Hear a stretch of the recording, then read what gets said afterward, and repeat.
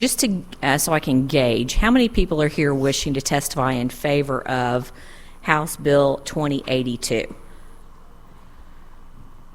Okay. How many against? Okay. All right. I just want to make sure if we needed to put any times constraints, but it looks like we have about 5 or 6 on each side, so we just have an hour and we will need to be done by noon.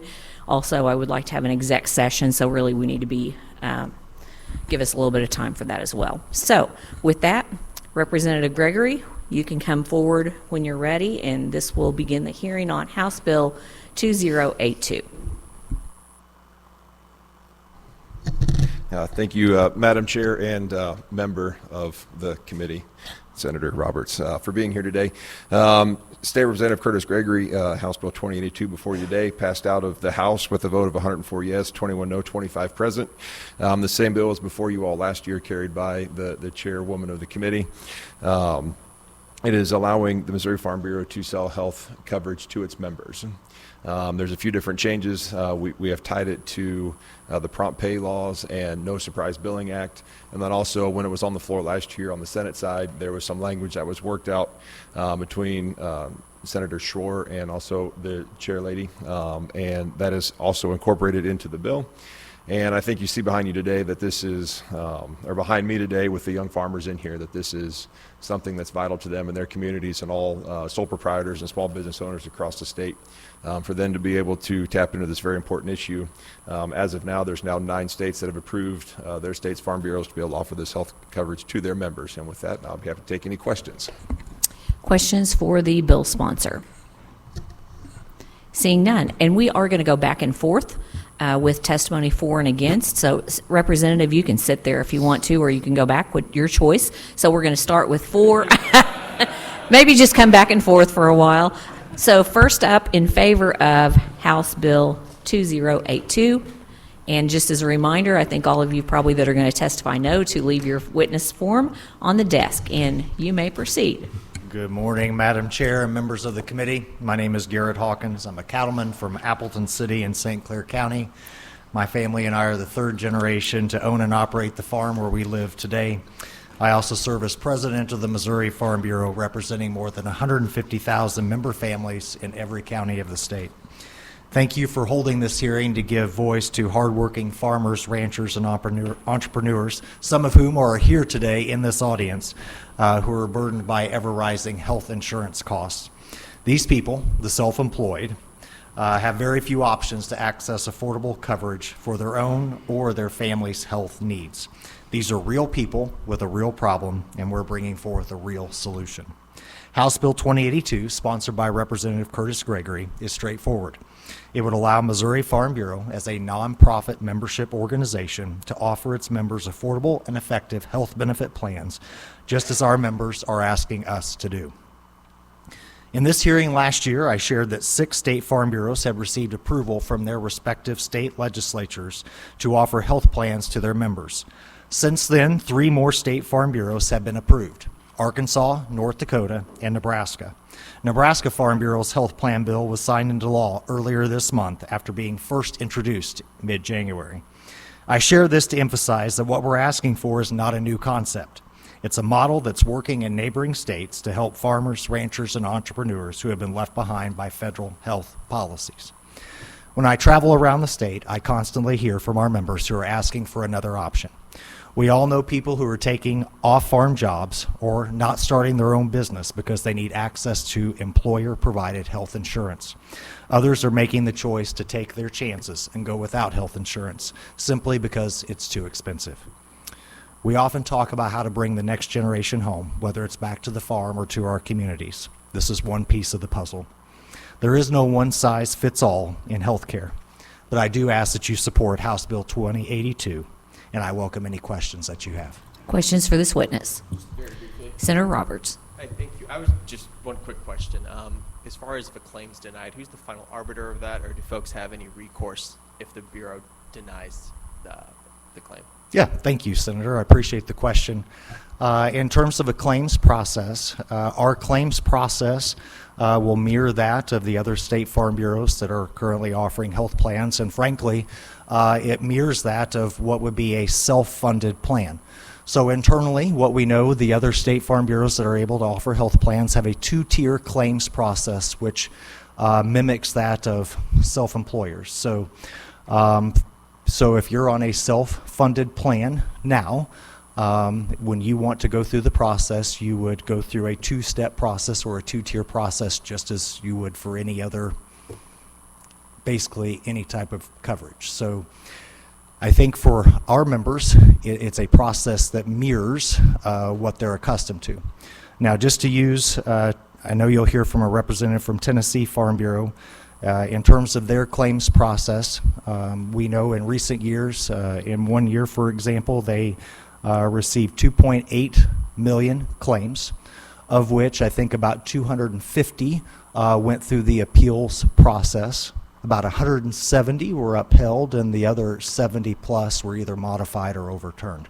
So I use that as an example to show that there's a process internally that works, whether it's Tennessee Farm Bureau or the other states. There's a process by which the member policy holders can have their voice heard.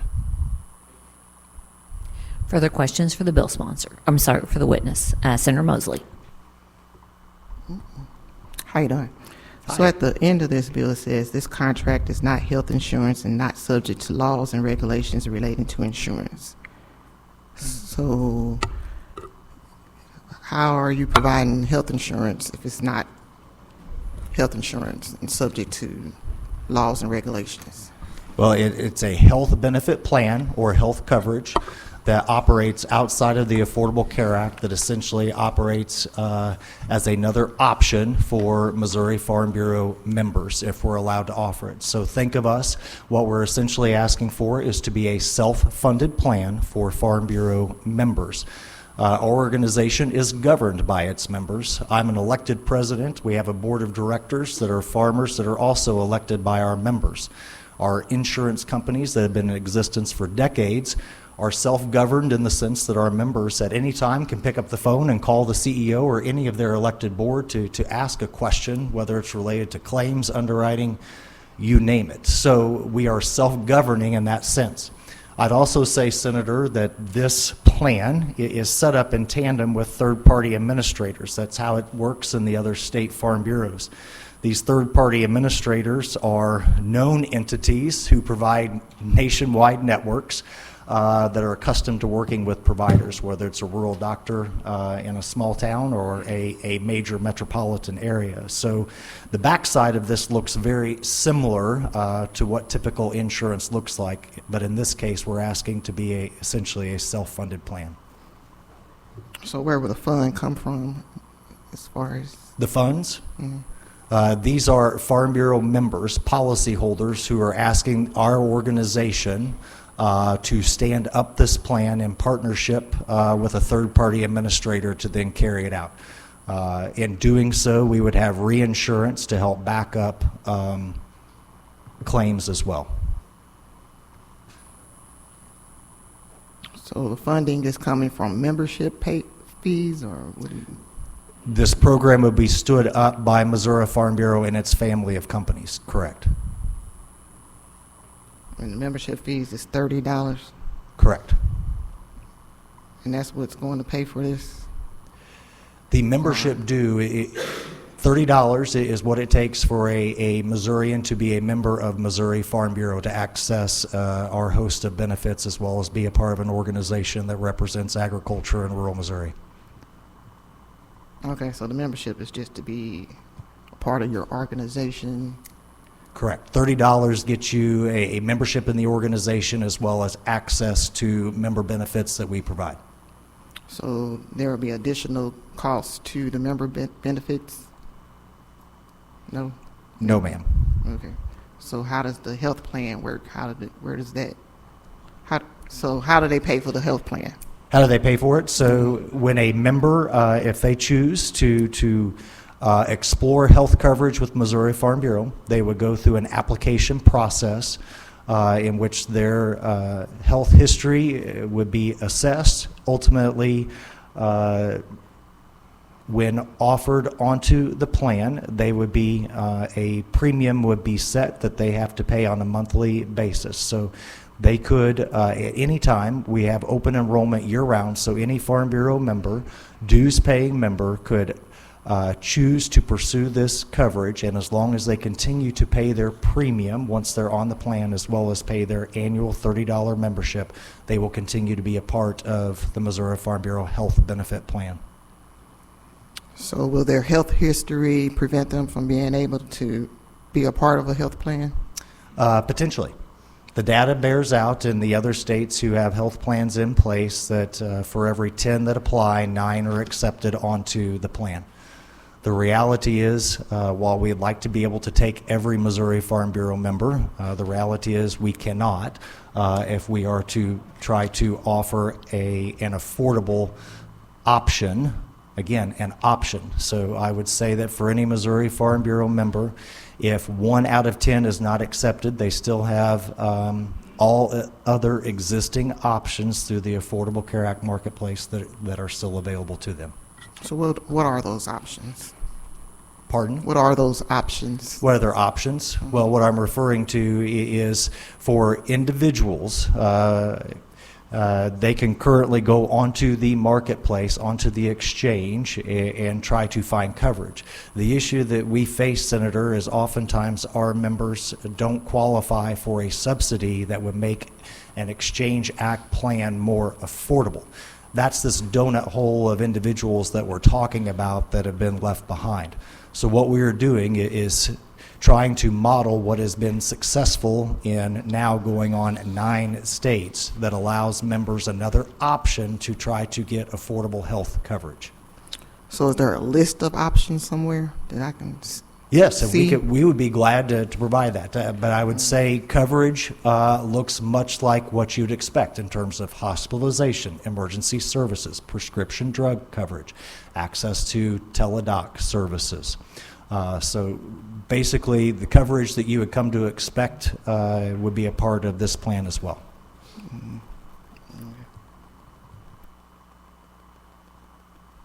Further questions for this witness? Seeing none, thank you for your testimony, and we're going to take a pause and take roll to establish a quorum and also do executive session before we move to the first one in opposition.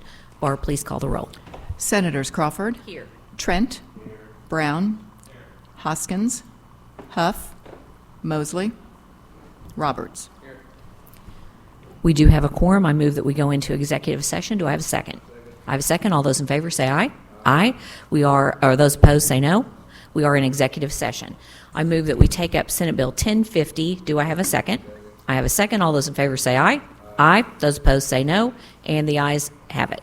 This is Senator Fitzwater's bill that we heard last week dealing with digital assets. We do have a committee sub ending in .02C, and I move that we adopt the substitute. Do I have a second?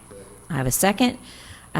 Is there any discussion on the substitute? And I will run over real quick what the changes are. I believe you may have had somebody come around to your office potentially and talk about those, but the substitute mirrors the House version language, which includes no additional taxes. There are no new taxes for cryptocurrency. A state can't ban cryptocurrency, and it won't see a change for the PSC language, but there are negotiations being worked on at this point in time. Any discussion on that substitute? Seeing none, all those in favor of adopting the substitute, please say aye. Aye. Those opposed say no. And the ayes have it. I now move that we vote Senate Bill 1050 with Senate Committee substitute out of committee do pass. Do I have a second? Second. Any final discussion? Seeing none, Barb, please call the roll. Senators Crawford. Aye. Trent. Brown. Hoskins. Huff. Mosley. Roberts. 3-2. By your vote of 3-2, you have do pass Senate substitute for Senate Bill 1050.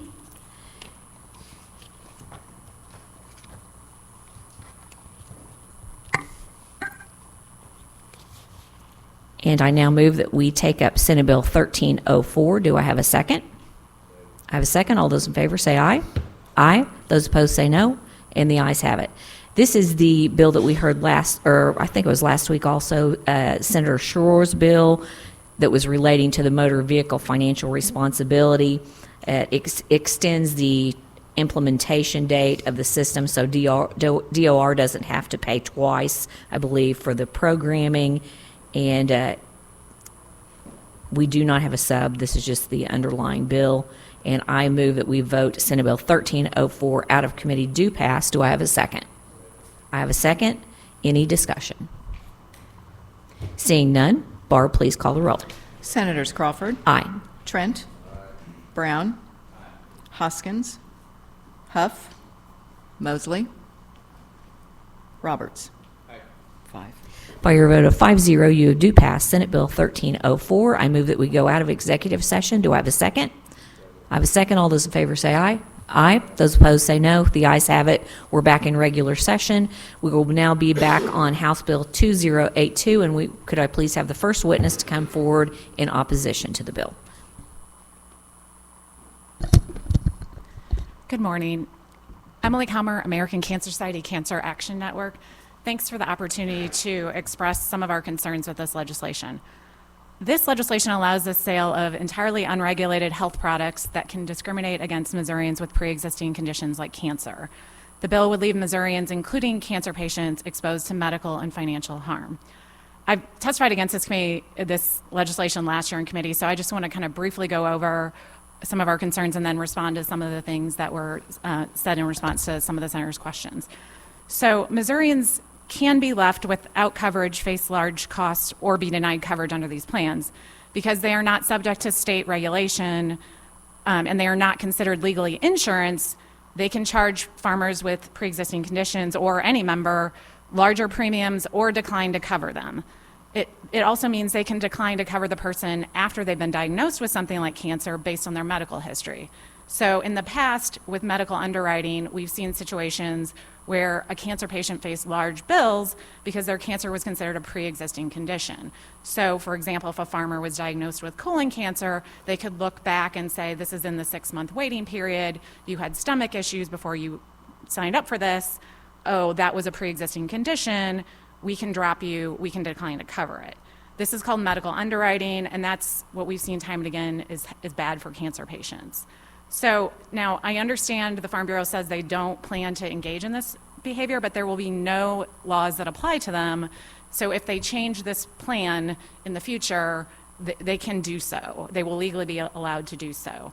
And they're not exactly like other self-insured plans because they are legally not insurance. Self-funded plans do still have to comply under ERISA with federal requirements to some extent. They're not necessarily state regulated, but they will have federal requirements. These plans will be considered legally not insurance, so they're not just like self-funded plans in that respect. As far as what their process is internally, they don't have external regulators, so normally, if a product is insurance, you can complain through an internal appeals process, but then you can go to the Department of Insurance if you're not satisfied with the response, and there's an external review, and there's additional layers of appeal. I understand the Farm Bureau says that they have satisfied customers, but since they're not regulated, we don't have data other than what they're telling us, and we don't know what that external process could be. They can do what they would like there. As far as third-party administrators, my understanding is they would be administering the claims, but they're not necessarily, so it may look like you'll have a card that'll look like a plan, a major company that may be the third-party administrator, but they're administering the claims from the doctors. This is legally not insurance, so it doesn't have the protections of insurance on the back end for the patient. So those are some of our concerns. And just one thing that came up in the House when they said that they would cover cancer, but they were just aware maybe of one state where one person with breast cancer had to cover just 1 month of her treatment herself. They can do whatever they would like, but even a month without coverage for a cancer patient can be huge costs because most typical cancer patients hit their maximum out-of-pocket with the first 3 months of their diagnosis. So just imagine if one of those months was totally uncovered or the plan didn't legally have to comply with the requirement that they have a maximum out-of-pocket limit, which they won't. And most cancer patients start their treatment pretty quickly with surgery or chemotherapy. So even a month can be devastating financially, not to mention medically. If there's a gap in coverage and they wait for their care until they have coverage through another plan, they may have medical outcome issues, because our research shows even small delays can impact your survival. So those are just some of our concerns. I'm happy to follow up with any committee members if they have additional questions, or if you have any now. Questions for this witness? Senator Trent. Just very briefly, have you, in the other states that do these kinds of programs, have there been any problems with those bodies of insured getting cancer treatments? So we don't have any data because they're not regulated, so they don't, if you call the Department of Insurance to complain, that's not something that they regulate, that they would have any authority over. Well, certainly, I would think if that were the case, someone would complain, right? So Tennessee is the only state that has done this for any number of years. The other states have been more recent years, and I think that they've just been getting going. No evidence in So- Tennessee that there's been any. I don't know. My Problem? Tennessee colleague is pretty new, so I don't have information from her. But we have had experience with medical underwriting, and that they admit that they're planning on doing that, and that has been horrible for cancer patients in the past. But you don't know of anyone that's been denied treatment. I don't Under these know. Like I said, programs. there's no data Okay. because they're unregulated. We do know with other types of insufficient plans that don't have regulation that we have heard of impacts there. I mean, that seems like a big one. Seems like somebody would start complaining if that was a problem. But maybe they only complain if government keeps records. So I appreciate your answer. Thank you. Further questions for the witness? Senator Mosley. So to piggyback off of him, if someone complains, where would they complain, and how would that be tracked? Sure. So under the current law, if it's something that's considered insurance and it's regulated by the state, they would complain to the Department of Commerce and Insurance. And then there's a process that their consumer protection hotline can help, try to mediate it and work on that issue. If it's not a state regulated insurance plan, then it's federal, processes under the ERISA law. So there are federal agencies that would be involved there as well. This product would not have any regulation and no oversight by any state agency.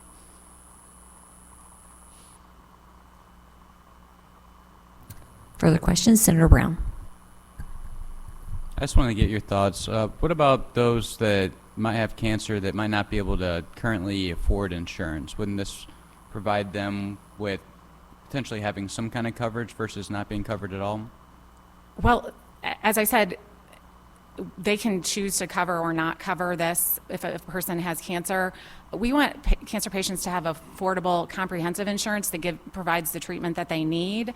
And this type of plan doesn't offer that. Gotcha. So, but would you agree that it'd be better than them having zero coverage whatsoever?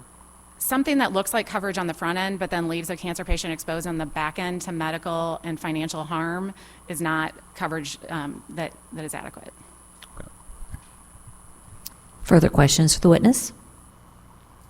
Seeing none, thank you for your testimony. Next up in favor.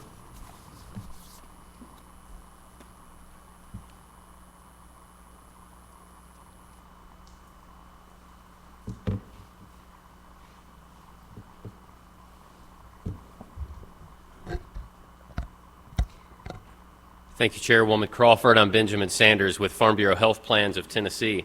I'm happy to be in Missouri and happy to be here with the Missouri Farm Bureau to advocate for House Bill HB2082. We've been operating for 75 years in Tennessee. Our state statute, which this one is modeled after, has been on the books since 1993, and there's a longer story about why there was a delay there that I'm happy to talk about if you'd like. I think a few points that I'd like to make in a very few brief minutes. First, in all of the states, and President Hawkins referenced this, that have passed this, there have been a lot of concerns voiced. But the concerns are always prior to passage. So, for example, in Tennessee, every year our legislature has the opportunity to review our authorizing statute. They have the opportunity to revoke it. It's never been an item of discussion. They've never felt the need because they see the quality plans that we offer to our members. I believe at some point numbers matter as well.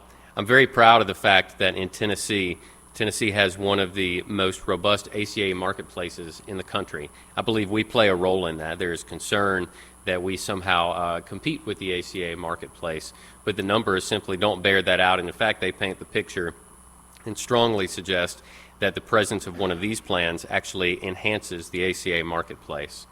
Numbers matter as well. We have a 98% retention ratio in Tennessee. By our contracts, members can leave their plan at any time with 10 days notice. And despite that, every month, in and out, they choose whether this is the best option for themselves or their families, and 98% of them do that every month.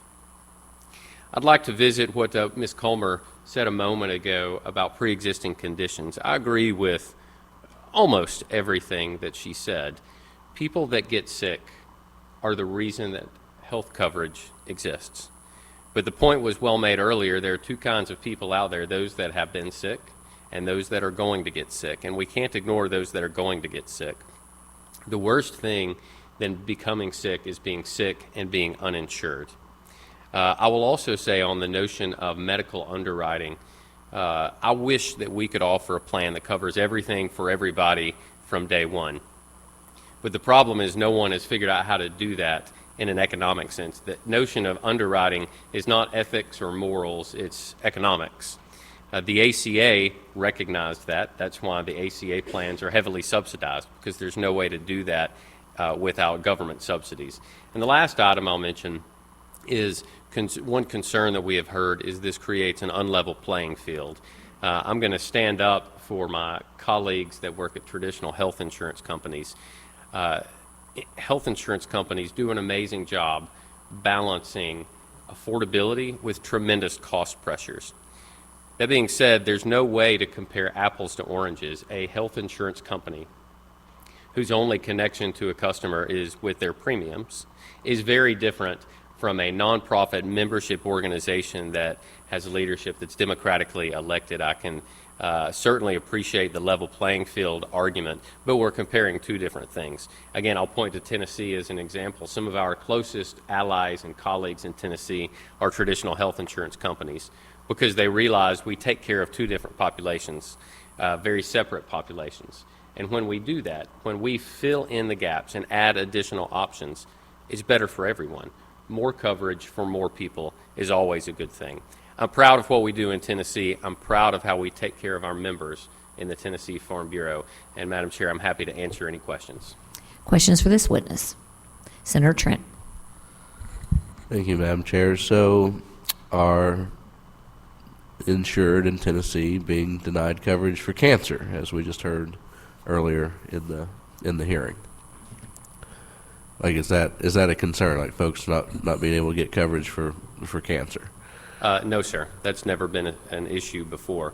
I'll reference what President Hawkins mentioned earlier about appeals. The vast majority of appeals that we get when a claim has been denied is a discrepancy or a disagreement, I should say, on what's appropriate medical procedures. For example, experimental treatments aren't covered by us or anyone else. That's the vast majority. But generally speaking, we do not deny people because of that, and that hasn't happened. So apparently government records aren't kept, but do you have any record keeping that would show, like, the number of patients that are receiving cancer care, that sort of thing? I don't have that holstered up, and I'm happy to get that to you. Yeah, I'll also I think say that'd be our useful. Department of Insurance in Tennessee keeps records as well, even though they're not obligated to by law. So there are some government records to be had then? There are in Tennessee. Yes, Okay. sir. Would those be, could you provide those to us as well? I will see what I can find and be happy to get them to you. All right. Thank you. I appreciate Sir. that.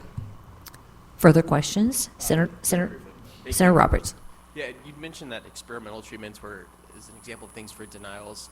Are any other examples come to mind for folks thinking that they might be covered and then finding out they're not? I didn't come prepared for that question, Senator, so I'll say, first off, nothing comes to mind. I can say anecdotally, I have never heard of, in my almost 20 years at Farm Bureau Health Plans, of a case where someone thought that the contract covered X, and then we said it didn't. We're very clear in the contracts, and there seems to be no confusion about what is or isn't covered. It's always around those issues about what is appropriately covered. But I'm happy to do some digging on that and make sure. Yes, sir. Further questions? Senator Mosley. So as far as pre-existing issues, if someone was already pregnant and got on your plan, are they covered? Pregnancy under our plans is considered a pre-existing condition, and so that pregnancy would not be covered during that waiting period. But if they have assuming they have a family plan, of course, then after that everything would be covered. Okay. What is the waiting period? 6 months most of our plans, and we offer a variety of plan designs. Most of our plans have a 6-month waiting period. Pregnancy on those plans has a 9-month waiting period for those. So that would mean no coverage whatsoever for the duration of the pregnancy? There would be no maternity coverage under that scenario that you just described. I will note, though, that in a case like that while there may not be any maternity coverage, there is coverage for the child immediately after they're born because they're added as a dependent.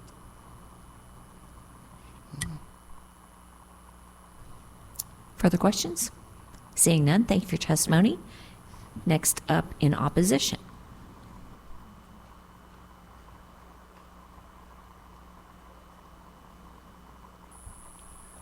Good morning.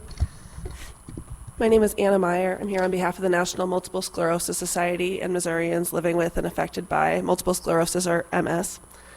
MS is an unpredictable disease. The symptoms vary from person to person. They might be fatigue, mobility challenges, cognitive changes, vision issues. It's very difficult to diagnose, but early diagnosis and treatment are critical to minimize disability. Because of this, we are deeply concerned about the impact that HB2082 would have on individuals living with MS. Because the essential health benefits are not guaranteed to be covered. We are afraid that people will be confused about what is covered. Consumers have grown accustomed to and expect health insurance to be comprehensive. They may not realize that these plans do not meet the same standards of protections as other plans that are more compliant with regulations do. And because they don't cover these standards, we're extremely concerned that the proposal will leave Missourians living with MS in the lurch without sufficient coverage, with unpaid medical bills and lifelong health implications. Farm Bureau health plans can offer differing coverage to different groups of employees, which would effectively exclude entire classes of beneficiaries with higher rates of illness and disease. This allows them to deny coverage to people living with pre-existing conditions, including multiple sclerosis. They do not provide critical patient protections like caps on annual out-of-pocket costs for enrollees. They can institute lifetime limits on coverage. MS is a very expensive disease. The average cost of a medication to treat MS is $100,000 a year. People living with MS pay over $80,000 a year, more than someone not living with MS. Likely they would not be covered by these plans. Should an individual with Farm Bureau health plans be diagnosed with MS while under coverage, they may experience a waiting period for coverage of this pre-existing condition where they would be responsible for the costs that have accumulated. This would include those treatments, the medications that they take, any MRIs, all the specialist visits that would not be covered. And if their plan was retroactively canceled due to this pre-existing condition, refusing to pay for any health care, if they refuse to pay for any health care because of the undisclosed health condition, they wouldn't even know that they had the condition, but they still wouldn't pay for it. And when a Farm Bureau health plan ends or canceled, it doesn't trigger a special enrollment period like other insurance ending would, so they wouldn't be eligible to go to the marketplace at that point in time.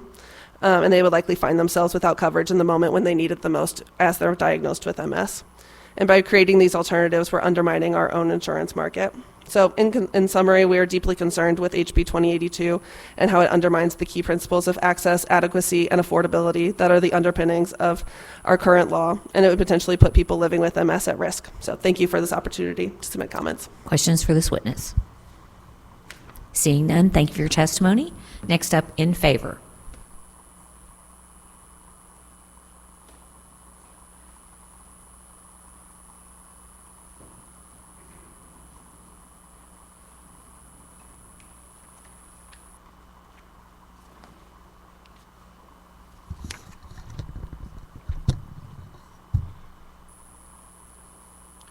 Madam Chair, members of the committee, this is Tony Benz. I am Tony Benz representing the Missouri Dairy, and we would like to go in favor of this, in support of this piece of legislation. We are constantly receiving more and more inputs, prices going up. We are losing 13% of our dairy farmers each and every year because of these input prices, and we're always constantly looking for an opportunity to help the bottom line and keep our Missouri dairies operative and giving them options. We believe this provides them options that they currently do not have available. So happy to answer any questions. Questions for this witness? Seeing none, thank you for your testimony. Next up, in opposition.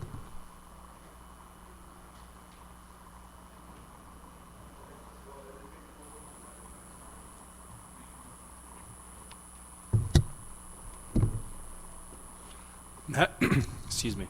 Madam Chair, members of the committee, Michael Henderson for the Missouri Insurance Coalition, in opposition to this bill, as we have been for the last couple of years.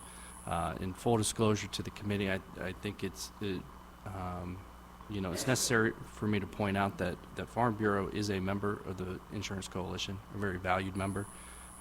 They offer regulated property and casualty products in the marketplace.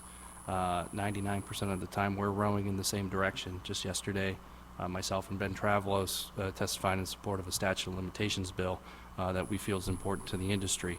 The reason I'm here in opposition today is on behalf of our health members who are regulated entities selling regulated health insurance products in the marketplace. We've heard a couple of things about unlevel playing field, about costs. Those are all true. You know, Senator Brown mentioned, hey, if products are so expensive, why not allow a new product, albeit an unregulated product, onto the marketplace for those that can't afford insurance. One of the reasons insurance is priced the way it is currently, if you look at an ACA plan, it's required to cover the 10 essential health benefits. That would include things like maternity care, your primary care visits each year, prescription drugs. These plans are not required to carry any of those 10 essential health benefits. If you look at commercial carriers here in the state, you can go online to the Department of Commerce and Insurance, Google health mandates in the state of Missouri. You go ahead and look at that list of health mandates that carriers are required to provide here in the state, that you all as a body have decided is good policy that we offer to all customers. You print that list out, it comes out to 6 pages at least. So there's a number of services year after year, new health mandates imposed upon carriers that only drives the cost of health care up. Senator Trent, you've asked about some records. We have asked for the last 2 years Farm Bureau to give us an estimate of, okay, what do you think will actually be the impact on the ACA marketplace? You know, it will be small numbers, it won't affect anything. We've asked for those numbers. They say we haven't done those calculations, and so we're supposed to believe they've been up and running for 75 years in Tennessee and haven't done calculations as to how many members they expect to go onto their health plans here in Missouri. We've asked for examples of the contracts so we can see the contents of those, what may or may not be covered. Have not seen those. Senator Roberts, to your point earlier about settlement of claims, you know, as Ms. Calmer pointed out, currently if there's a complaint against a member of mine, that goes through the Department of Insurance. You know, if there's a complaint under one of these contracts, what's your remedy? It's contract law, right? You have to march down to the courthouse. So if you're a patient needing health care and you believe your contract's been breached, your remedy is to go to the courthouse. Now, to Mr. Hawkins' credit, he has pointed out some complaint processes. This is the first I've heard about it in other states, that you can call into Farm Bureau and they have an appeals process. If that exists, why not put that in statute? And that's one of the big problems with this. It's all built on trust us. We don't have to put any of what we say we're going to do in state statute. Any number of my members pride themselves on their own reputation. At the end of the day, we have regulations by the Department of Insurance. There's a complaint process because we know, hey, when you're adjudicating thousands and thousands of claims, there's going to be some complaints here and there, right? And so there's a place, a forum, where aggrieved parties can go and have their voice heard. With that, happy to answer any questions. Questions for this witness? Seeing none, thank you for your testimony. Next up, in favor.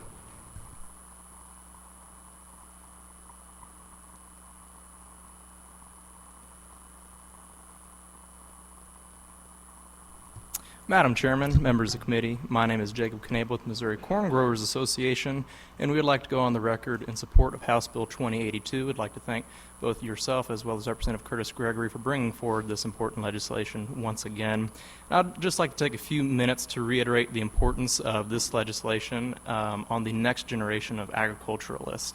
And there are actually plenty of young farmers and ranchers here in the room today that I'm sure, even though we don't have a whole lot of time yet this morning before you all go into session, would be happy to visit with you all about their own personal testimony and how this bill will impact their livelihoods and their operations.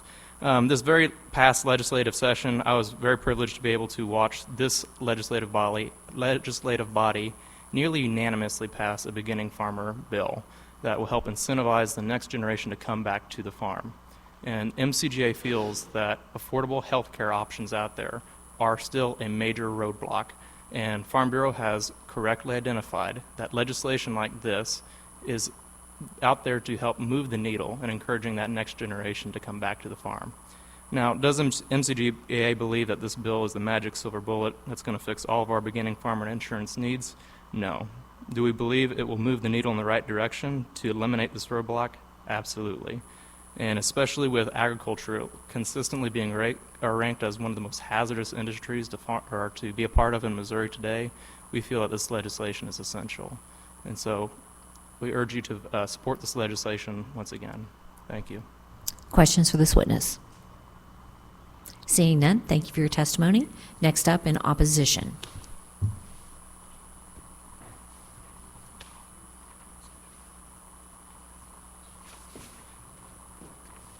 Good morning, Madam Chair, members of the committee. Trent Watson, registered lobbyist here on behalf of the American Heart Association. We just wanted to levy our opposition to the bill. We share the same concerns as the other patient advocacy groups. Thank you.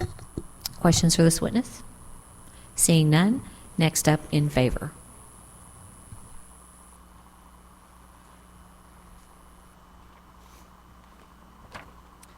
Hello, Madam Chair, members of the committee. Liz Henderson on behalf of the Missouri Soybean Association. Just want to go on record in support. I think everybody covered it pretty well. We just want more options for our farmers. Questions for this witness? Seeing none, thank you for your testimony. Next up, in opposition.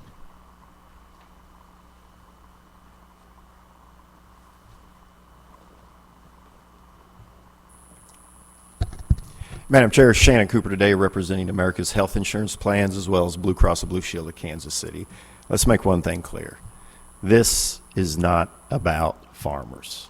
I've testified for 2 years on this issue, and I can tell you with 100% honesty, if this bill was about providing insurance policies to farmers, individuals who make a living farming, this bill would have passed last year because as a representative of the insurance industry, we made that offer as we negotiated and tried to talk through this legislation. It's not about farmers. It's about anybody who is willing to pay $30 to fill out an application to buy an unregulated insurance plan. And that's why we oppose this bill.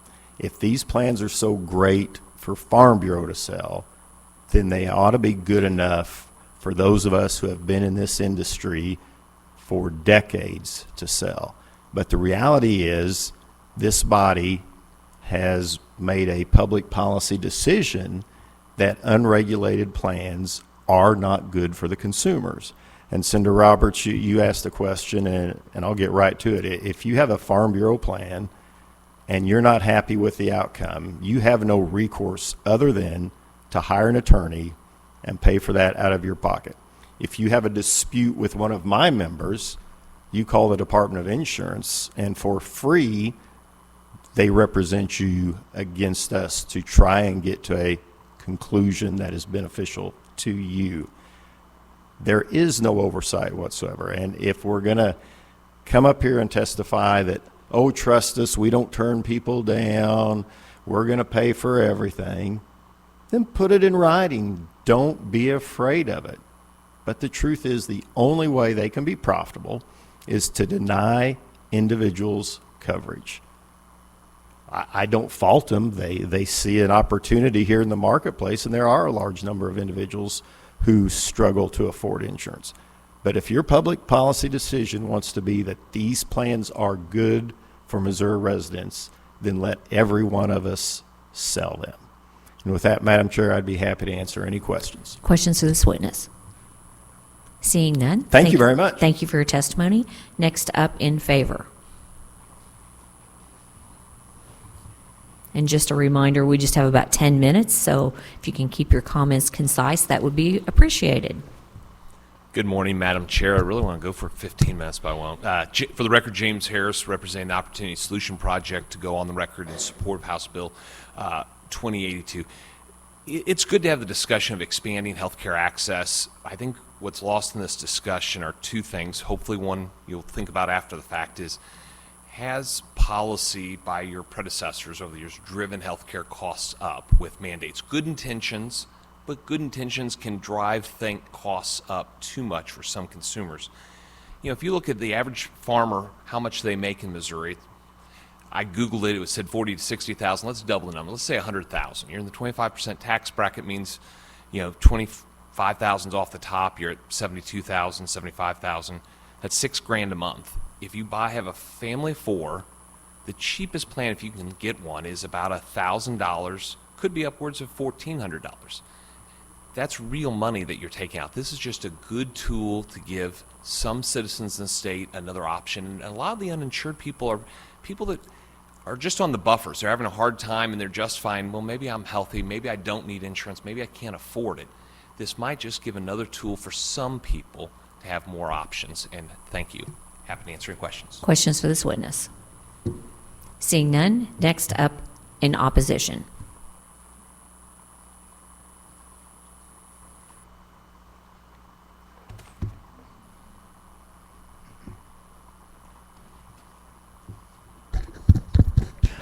Good morning, Madam Chairwoman, members of the committee. My name is Arnie C., A.C. Dinoff, State Public Advocate.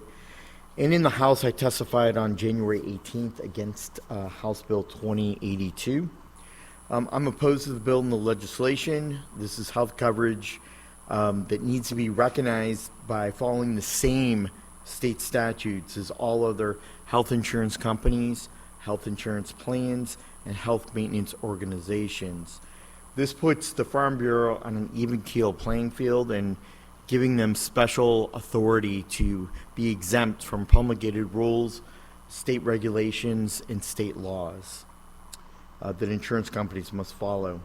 The Missouri Department of Insurance needs to be part of this process and govern all health plans across Missouri to offer consumer protections and assist consumers with disputes. I have some reservations with reserves of this entity. This bill is not fair to other insurance companies who provide reserves, risks, guarantee factors, financial coverages, especially in catastrophic issues that come before an organization, a health organization plan or insurance company. This bill gives them a free pass, exemption of consumer protections from the Department of Commerce and Insurance, and I'm totally opposed to that. We need to treat all Missourians on the same basis of fairness. The Farm Co-op, this would be a great way for well-careness and preventative issues with men and women. I wouldn't be opposed to that part. But in terms of major health care coverages, it's just, I think a lot of people are going to be let down, and a lot of Missourians are going to be in a tough situation, a tough predicament. For those reasons, I cannot support HB 2082. Thank you, Madam Chairwoman. Questions for the witness? Seeing none, thank you for your testimony. Quick show of hands, how many more are in favor, are going to testify in favor? And how many against? Okay, next up in favor.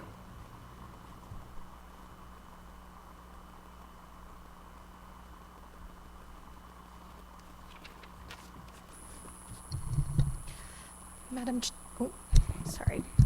Chair, members of the committee, my name is Elena Fork with the Association of Missouri Electric Cooperatives, and we would just like to go on record in support of House Bill 2082. Happy to answer any questions. Questions for this witness? Seeing none, thank you for your testimony. One more time, anyone opposed? I did not see any other hands. Seeing none, anyone here for informational purposes only? Seeing none, this will conclude the hearing on House Bill 20. Representative Gregory, did you have any final comments? Seeing none, this will conclude the hearing on House Bill 2082, and we are adjourned.